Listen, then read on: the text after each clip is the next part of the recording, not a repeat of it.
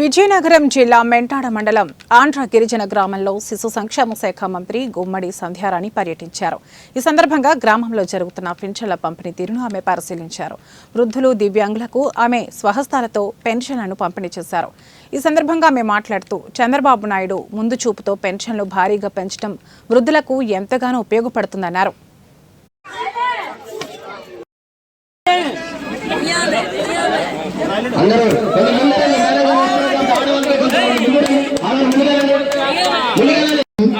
గౌరవనీయురాలు మన ప్రాంత ఆడబిడ్డ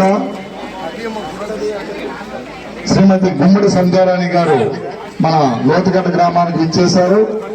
వారికి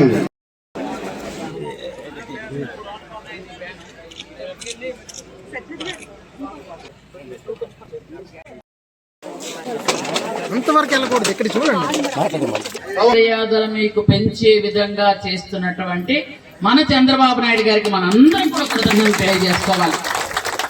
ఇంతకు పూర్వం మీ అందరికీ తెలుసు, అప్పుడు పెన్షన్ ఎంత తీసుకునేవాళ్ళమ్మా, ఎంత తీసుకునేవాళ్ళు పెన్షన్ గత టైంలో ఈ 4 నెలల ముందు 3000. అది 3000 ఎప్పుడు లాస్ట్ 3-4 నెలలు తీసుకున్నారు. అంతవరకు 2750 రూపాయలే కదా.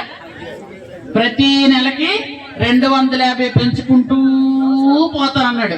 అలాగే పోయాడు, అది వేరే విషయం. 250 పెంచడానికి మనం ఎన్ని బాధలో పడ్డాం. 5 సంవత్సరాలు కలిపి 1000 రూపాయలు పెంచడానికి మనం ఎన్ని బాధలు అన్ని బాధలు. ఈ రోజు మీకు పెంచుతాను అని చెప్పిన తర్వాత ఒక్క నిమిషంలో ఒక్క సంతకంతో 1000 రూపాయలు పెంచి 4000 రూపాయలు ఇచ్చారు.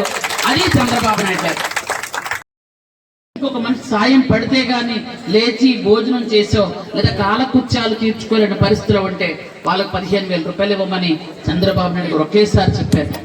మనం ఎంతో కష్టపడితే నెలంతా కష్టపడితే 10,000 రావట్లేదు. ఉద్యోగం చేసిన వాళ్ళకి నెలంతా కష్టపడితే 10,000 రూపాయలకు ఉద్యోగం రాకపోతే అలాగా మంచం మీద పడుకొని ఉంటే వాళ్ళకి కోసం, వాళ్ళ గౌరవం పెంచడం కోసం 15,000 రూపాయలు ఇచ్చి వాళ్ళకి మందులు వాడుకోమని చెప్పినటువంటి మహానుభావుడు ఎవరయ్యా అంటే మన చంద్రబాబు నాయుడు గారిని మనం గర్వంగా చెప్పచ్చు.